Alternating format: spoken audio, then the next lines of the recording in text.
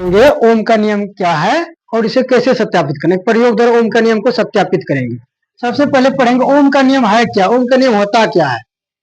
ओम एक वैज्ञानिक था जिन्होंने एक नियम दिया, उसी को ओम का नियम कहा जाता है। यह है क्या, यदि किसी चालक के ताप में परिवर्तन न हो, मतलब चालक क्या है, जिससे होकर के विद्युत धारा प्रवाहित होती है। ठीक है, यदि किसी चालक के ताप में परिवर्तन न हो, मतलब चालक के ताप नहीं बदले, तो उसमें जो है ना प्रवाहित होने वाली धारा, विद्युत धारा, उसके बीच के सिरों के बीच का विभवांतर का क्या होता है, समानुपाती होता है। मतलब एक ही अनुपात में, अगर वोल्टेज बढ़ेगा तो क्या कहता है, विद्युत धारा बढ़ेगा। ठीक है, विद्युत धारा बढ़ेगा तो वोल्टेज बढ़ेगा, मतलब दोनों समानुपाती होता है। अर्थात लिख सकते हैं यही समानुपाती क्या हो जाएगा, समानुपाती भी हो जाएगा। मतलब विद्युत धारा बढ़ेगा तो विभवांतर बढ़ेगा, विभवांतर बढ़ेगा तो विद्युत धारा बढ़ेगा। तो समानुपाती का चिन्ह हटाने के लिए कोई कांस्टेंट को देना पड़ता है। यहाँ भी कांस्टेंट आ जाएगा, v बराबर आई आर। आर क्या है, एक कांस्टेंट, मतलब उसको नियतांक आता है जिसका अंक कभी नहीं बदलता है, एक निश्चित में रहता है। तो यह लिख देते हैं, जहां आर एक नियतांक है।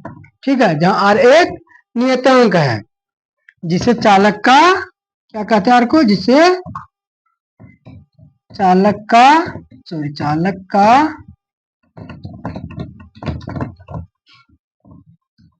प्रतिरोध कहा जाता है। समझा। तो आर क्या है, एक कांस्टेंट है जिसका मान नहीं बदलेगा, इसको चालक का क्या कहते हैं, प्रतिरोध कहते हैं। ठीक है, ये हुआ ओम का नियम। ठीक है, अब हम लोग पढ़ेंगे इसको सत्यापित कैसे किया जाता है। ओम का नियम का सत्यापन करना है ना, किस प्रकार से ओम का नियम है इसको सत्यापन करना है। ठीक है, दिखाना है कि ये मतलब ओम का नियम जो होता है आई समानुपाती भी, इसको दिखाना है। ठीक है, तो हम लोग एक परिपथ लिए हैं। ठीक है, परिपथ बनाए जिसमें ए मीटर, यहाँ ए मीटर लगा हुआ है, यहाँ बी मीटर लगा हुआ है। ठीक है, और यहाँ स्विच है एस है, और यहाँ बैटरी लगा हुआ है।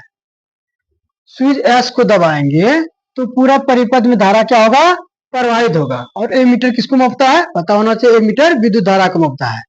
और वोल्ट मीटर, जहां वोल्ट मीटर जोड़ा हुआ, मतलब पी और क्यू के बीच के सिरों के बीच का विभवांतर को मापता है।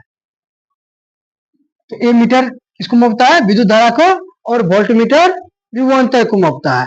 इसके बाद हम लोग क्या करते हैं, पहले एक सेल का बैटरी है, इसके स्थान पर फिर 2 सेल का बैटरी लगाते हैं, फिर इसके स्थान पर 3 सेल का लगाते हैं, फिर इसके बाद 4 सेल का, फिर इसके बाद 5 सेल का बैटरी लगाते हैं। बारी बारी से पांचों बैटरी को लगा करके फिर इसका ना ए मीटर और वोल्ट मीटर के को पठन करते हैं, उसका मतलब जो इसमें रिजल्ट आया उसको देखते हैं। तो उससे पता चलता है कि एक सेल के बैटरी में जितना अनुपात था ए मीटर ना, मतलब विद्युत धारा और विभवांतर के बीच, तो क्या किए, एक के स्थान पर 2 सेल का बैटरी लगाए, फिर इसके बाद 3 सेल का लगाए, फिर 4 सेल का लगाए, फिर 5। पांचों स्थिति में बारी बारी इसको चेक किए, पहला स्थिति में चेक किए, फिर दूसरा स्थिति में चेक किए, फिर तीसरा, चौथा, पांचवा, पांचों स्थिति में चेक किए। तो इससे पाया क्या कि सभी स्थिति में मतलब विभवांतर और विद्युत धारा का एक ही अनुपात था, समान अनुपात था। तो इसको हम लोग ग्राफ के द्वारा भी समझ सकते हैं। ठीक है, तो हम लोग ग्राफ के माध्यम समझेंगे। मान के चलो पहला स्थिति में पहला सेल का विभवांतर 0.2 था, तो उस स्थिति में विद्युत धारा कितना पड़ा था, 0.1 आया। ठीक है, फिर हम लोग उसके स्थान पर दूसरा सेल लगाया, उसका विभवांतर कितना 0.4 था, तो विद्युत धारा कितना प्रवाहित हुआ, 0.2 प्रवाहित हुआ।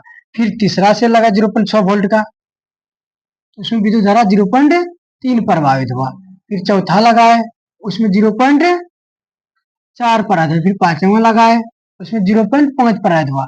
अर्थात ये दोनों क्या हो रहा है, समानुपाती हो रहा है।